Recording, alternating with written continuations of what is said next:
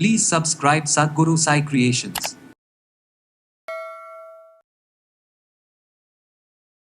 தலைமுடி கருகருன்னு வளரணுங்க. இதில் இப்போது நிறைய பேருக்கு இருக்கிற ப்ராப்ளம் கிரே ஹேர். ஸோ இளநரை பிரச்சனை தீர்வதற்கான உணவு முறைகளை ஃபஸ்ட்டு நான் சொல்கிறேன். ஸோ பொதுவாகவே நமக்கு தலையில் ஏதாவது ப்ராப்ளம் இருந்தால் என்ன ஆயில் அப்ளை பண்ணலாம். கிரே ஹேர் ஒரு 35 அபவ் ஒரு 40 இயர்ஸ்க்கு அப்புறம் நமக்கு கிரே ஹேர் வருதுன்னா ஓகேங்க, இது நார்மலாக ஏஜ்னால் வருது அப்படின்னு சொல்லலாம்.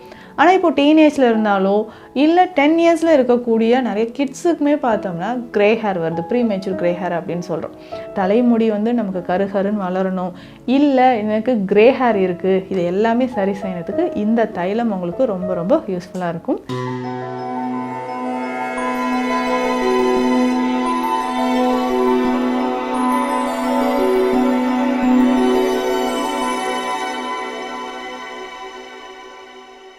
சத்குரு சாய் கிரியேஷன் வியூவர்ஸ் அனைவருக்கும் வணக்கம். நான் டாக்டர் நித்யா, சித்தா ஃபிசிஷியன். தலைமுடி கருகருன்னு வளரணுங்க. இதில் இப்போது நிறைய பேருக்கு இருக்கிற ப்ராப்ளம் கிரே ஹேர். இளநரை பிரச்சனை நிறைய பேருக்கு இருக்குது. ஸோ இளநரை பிரச்சனை தீர்வதற்கான உணவு முறைகளை ஃபஸ்ட்டு நான் சொல்கிறேன். அதுக்கப்புறம் ஒரு ஹேர் ஆயில். ஸோ பொதுவாகவே நமக்கு தலையில் ஏதாவது ப்ராப்ளம் இருந்தால் என்ன ஆயில் அப்ளை பண்ணலாம். ஸோ இதுதான் எல்லாருமே கேட்குற ஒரு கேள்வியாக இருக்கும். ஹேர் ஆயில் ஒரு பக்கம் இருந்தாலும் இன்டர்னலாக நம்ம சாப்பிடக்கூடிய விஷயங்கள் தான் ஹேருக்கு நல்ல ஒரு நியூட்ரிஷனாக இருக்கும் அப்படின்னு சொல்லலாம். பெரும்பாலும் நியூட்ரிஷன் டிஃபிஷியன்சி இருந்தால் தான் நம்ம ஹேருக்கான இந்த பிரச்சனை எல்லாமே வருதுன்னு சொல்லலாம். முக்கியமாக அதிகமாக ஹேர் ஃபால் ஆகிறது, கிரே ஹேர் ஒரு 35 அபவ் ஒரு 40 இயர்ஸ்க்கு அப்புறம் நமக்கு கிரே ஹேர் வருதுன்னா ஓகேங்க, இது நார்மலாக ஏஜ்னால் வருது அப்படின்னு சொல்லலாம். ஆனால் இப்போ டீனேஜில் இருந்தாலோ இல்லை 10 இயர்ஸில் இருக்கக்கூடிய நிறைய கிட்ஸுக்குமே பார்த்தோம்னா கிரே ஹேர் வருது, ப்ரீமெச்சூர் கிரே ஹேர் அப்படின்னு சொல்கிறோம். எதனால் இந்த நரைமுடி வருது? பொதுவாகவே இந்த ஹேர் ஃபாலிகல்ஸில் வீக்காக இருக்கும்பொழுது, அதாவது நியூட்ரிஷன் டிஃபிஷியன்சி இருந்தால், இல்லை சரியாக ஒரு பிளட் சர்க்குலேஷன் நமக்கு இல்லைனாலோ, ஸ்ட்ரெஸ் டிப்ரெஷனில் இருந்தாலோ, இல்லை ஹேர் ஃபாலிகல்ஸில் ஏதாவது இன்ஃபெக்ஷன், அதுவும் முக்கியமாக ஃபங்கல் இன்ஃபெக்ஷன் அப்படின்னு சொல்கிறோம். இந்த பூஞ்சை தொற்று இருக்கும்போது பெரும்பாலும் என்ன நடக்குதுன்னா, நம்ம ஹேர் ஃபாலிக்கல் ரொம்ப வீக்காக ஆரம்பித்து ஹேர் ரொம்ப ட்ரை ஆகிறது, இல்லை நரைத்து போகிறது, தலைமுடி அந்த ஹேர் ஃபாலிக்கல்ஸ்லேருந்து வெளியில் வந்துடும். இப்போ இதுதான் நம்ம ஹேர் ஃபால் அப்படின்னு சொல்கிறோம். இந்த மாதிரியான பிரச்சனைகள் நிறைய இருக்குங்க. அப்போது இதுக்கு எல்லாமே பேஸ் என்னன்னு பார்த்தோம்னா, நம்ம உடலில் நியூட்ரிஷன் குறைவாக இருக்குது தான், சத்து குறைபாடு. அப்போது இந்த தலைமுடிக்கான போஷாக்கு தரக்கூடிய என்னென்ன உணவுகள் நம்ம அதிகமாக சாப்பிடணும்? சிம்பிளாக நம்ம வீட்டில் இருக்கக்கூடியது தாங்க. ஃபஸ்ட்டு நம்ம சாப்பிடக்கூடியது என்னென்னா வெந்தயம்.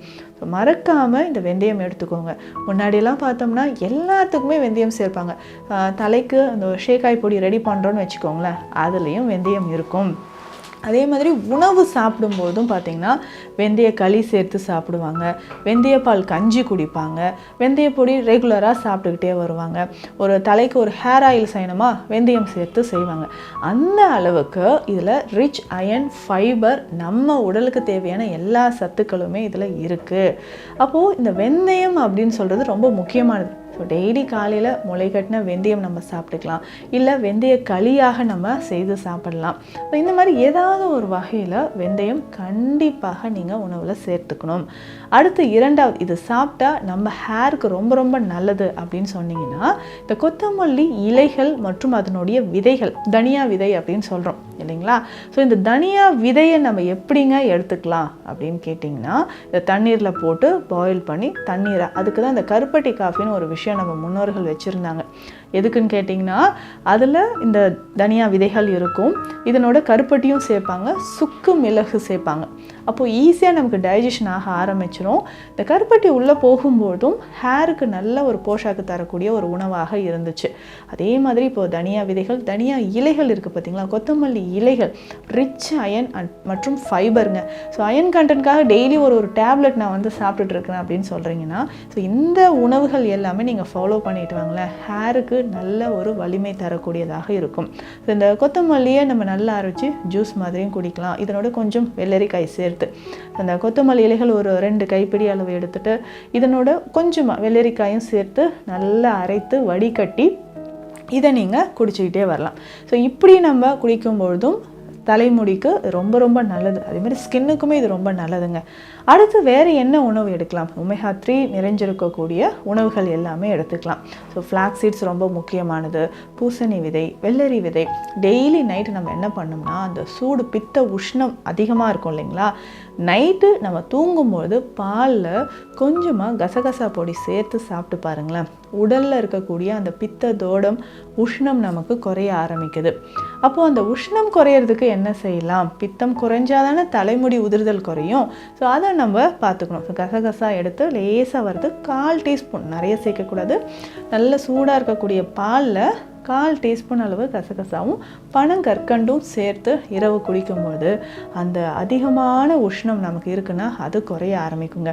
ஏன்னா இன்றைக்கி நிறைய பேர் ரொம்ப நேரம் கண் விழிச்சு இருக்கிறது, அதிகமான உஷ்ணத்திலே இருக்கிறது, ஏசி அறைகள்லே இருக்கிறது, இது எல்லாமே ஹேர் ஃபால்க்கு ஒரு முக்கியமான ரீசன். அப்போ ஃபுட்டில் இது எல்லாம் சேர்த்து சாப்பிட்டுக்கிட்டே வரணுங்க. அதே மாதிரி வெஜிடபிள்ஸ் தான். வெஜிடபிள்ஸில் ரொம்ப முக்கியமானது இந்த கொத்தவரங்காய் ரொம்ப முக்கியம். உடல் எரிச்சல், அதாவது வயிறு எரிச்சல் இருக்குது, கேஸ்ட்ரைட்டிஸ் இருக்குது அப்படின்னு சொன்னிங்கன்னா இந்த முட்டைக்கோஸ் இருக்குது பார்த்தீங்களா, இதை வேக வைத்து அதை அரைச்சி ஃபில்டர் பண்ணி குடிக்கணும். ஸோ இந்த விஷயம் நிறைய பேருக்கு தெரியாது. ஏன்னா நம்ம அக்னி அப்படின்னு சொல்லக்கூடிய வயிறு, ஸோ வயிறு பகுதியில் அதிகமான உஷ்ணம் இருந்துச்சுன்னா தலைமுடி உதிர ஆரம்பிக்கும். அதுக்கு இந்த முட்டைக்கோஸ் ரொம்ப சிறந்தது. நல்லா வேக வைத்து அதுக்கப்புறம் இதை அரைச்சி வடிகட்டி கொஞ்சம் சீரகம் பொடி சேர்த்து குடிச்சிட்டு வாங்க. உடல் உஷ்ணமும் நமக்கு தனியும். இந்த மாதிரியான உணவு முறைகளை ஃபாலோ பண்ணும்போது இது ஹேருக்கும் ரொம்ப நல்லது. நம்ம பாடியில் கால்சியம் இல்லை அயன் டிஃபிஷியன்சி இருந்தாலும் அதற்கும் இந்த உணவு முறைகளை ஃபாலோ பண்ணிக்கலாம். அடுத்து இந்த ஹேர் ஆயில். நிறைய பேருக்கு இந்த ஹேர் ஆயில் ஏதாவது போட்டால் தாங்க எனக்கு முடி கருகருன்னு வளரும் அப்படின்னு நம்ம நினைக்கிறோம். ஸோ இந்த ஹேர் ஆயிலில் நல்ல ஊட்டச்சத்துக்கள் நிறைந்த மூலிகைகள் எல்லாமே சேர்த்து செய்யக்கூடிய ஒரு ஹேர் ஆயில் பார்க்குறோம். மெயினாக இந்த அஞ்சனக்கல் அப்படின்ற ஒரு விஷயத்தை நீங்கள் பார்த்துருப்பீங்க. நிறைய இடங்களில் இருக்கும். இந்த அஞ்சனக்கல் அப்படின்னு சொல்கிறதுல தான் மை செய்வாங்க. ஸோ மை எல்லாமே செய்து நம்ம எங்கேயாவது வெளியில் போகும்போதோ இல்லை திருஷ்டி படாமல் இருக்கணும் அப்படின்னா இந்த அஞ்சனக்கல் ரொம்ப ரொம்ப முக்கியமானது. இந்த அஞ்சனக்கல்லேருந்து மை செய்து நம்ம பயன்படுத்துறது நம்ம வழக்கத்தில் இருக்குது. இதுலேயே நம்ம ஹேர் ஆயில் செய்யும்பொழுது தலைமுடி நல்ல கருகருன்னு இருக்கும். இன்றைக்கி என்னென்னவோ ஹேர் டையெல்லாம் நம்ம யூஸ் பண்ணுறோம் இல்லைங்களா. இந்த டையெல்லாம் நமக்கு யூஸ் பண்ணுறதுக்கு முன்னாடியே நம்ம முன்னோர்கள் அஞ்சனக்கல் தான் பயன்படுத்திகிட்டு இருந்தாங்க. இப்போ இந்த அஞ்சனக்கல்லேருந்து செய்யக்கூடிய தைலம், ஸோ ஹேர் ஃபாலுக்கும் சரி இல்லை நரைமுடி வராமல் இருக்கிறதுக்கும் நமக்கு இந்த அஞ்சனக்கல்லேருந்து செய்யக்கூடிய தைலம், ஸோ அஞ்சனக்கல் கூந்தல் தைலம் ரொம்ப ரொம்ப நல்லாவே. இப்போ கிட்ஸுக்கெலாம் பார்த்தீங்கன்னா கிரே ஹேர் இருக்குன்னா இதை நம்ம யூஸ் பண்ணலாம். இது எப்படி நம்ம செய்ய போகிறோம், இந்த ஹேர் ஆயிலில் என்னென்னலாம் சேருது அப்படின்றதும் தெரிஞ்சுக்கலாம். இந்த சடாமாஞ்சில் அப்படின்ற ஒரு மூலிகை இருக்குங்க. இந்த சடாமாஞ்சில் நம்ம என்ன பண்ண போகிறோம், நல்லா பவுடர் பண்ணி எடுத்து வச்சிடணும். இதனோட அம்மான் பச்சரிசி பவுடர். ஸோ அந்த சடாமாஞ்சில் பவுடர் ஒரு 100 கிராம் தேவைப்படுது. அம்மான் பச்சரிசி பவுடர் 100 கிராம் தேவைப்படுது. இதனோட நம்ம எப்போவுமே ஹேர் ஆயிலாம் நம்ம சேர்க்கக்கூடிய ஒரு விஷயம் என்னென்னா வெந்தயம். ஸோ வெந்தயமும் இதனோட ஒரு 100 கிராம் எடுத்துக்கணும். ஸோ இந்த 3 பொருளும் ஒன்றாக சேர்த்து என்ன பண்ண போகிறோம்னா கரிசலாங்கண்ணி சாறு. ஸோ ஹேர் ஆயில்னால் கண்டிப்பாக இந்த பிருங்கராஜ் அப்படின்னு சொல்கிற இந்த கரிசலாங்கண்ணி இருக்கும். இந்த கரிசலாங்கண்ணி சாறு விட்டு இதை நல்லா மிக்ஸ் பண்ணி எடுத்து வச்சிடணும்.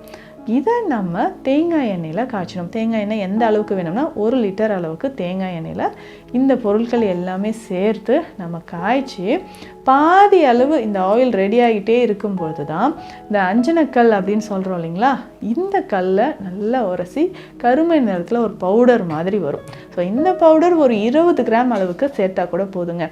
இதை 20 கிராம் அளவுக்கு அந்த எண்ணெயிலே சேர்த்து நம்ம காய்ச்சணும். ஸோ எண்ணெய் நல்லா காய்ச்சி ரெடியானதுக்கப்புறம் இதை ஃபில்டர் பண்ணி ஹேரில் அப்ளை பண்ண போகிறோம். ஸோ ரெகுலராக இது ஹேரில் அப்ளை பண்ணிக்கிட்டே வரும்பொழுது நம்ம தலைமுடி நமக்கு நல்லாவே இந்த கேசம் அப்படின்னு சொல்லும்போது சாஃப்டாக இந்த கருமை நிறத்தில் கருகருன்னு இருக்கணும் அப்படின்னா இந்த தைலம் நம்ம யூஸ் பண்ணலாம். நம்ம என்ன தான் தைலம் யூஸ் பண்ணாலும் ஸோ பாடியில் ஹீமோக்ளோபின் லெவல் அப்பப்போ செக் பண்ணிக்கோங்க. நிறைய பெண்களுக்கு எக்ஸஸாக ப்ளீடிங் இருக்கும். ஸோ மெனோபாஸ் டைமில் இல்லை பிசிஓடி இருக்குது, ஃபைப்ராய்டு யூட்ரஸ் இருக்குது, இந்த மாதிரி இர்ரெகுலர் பீரியட்ஸ் இருக்கக்கூடிய சமயத்தில் எக்ஸஸாக ப்ளீடிங் இருக்கும் இல்லைங்களா. அந்த டைம்லலாம் நமக்கு ஹீமோகுளோபின் குறையுதுன்னா இந்த உணவுகள் எல்லாமே ரொம்ப ரொம்ப சிறப்பானது. அதுவும் நல்ல துவர்ப்பு சுவை இருக்கக்கூடிய உணவுகள் காய்கறிகளை நம்ம பயன்படுத்தும் பொழுது நம்ம ரத்தத்துலேயும் ஹீமோகுளோபின் லெவல் இன்க்ரீஸ் ஆகும். ஸோ தலைமுடி வந்து நமக்கு கருகருன்னு வளரணும், இல்லை எனக்கு கிரே ஹேர் இருக்குது, இது எல்லாமே சரி செய்யறதுக்கு இந்த தைலம் உங்களுக்கு ரொம்ப ரொம்ப யூஸ்ஃபுல்லாக இருக்கும். ட்ரை பண்ணி பாருங்கள். மீண்டும் அடுத்த பதிவில் சந்திக்கலாம். நன்றி.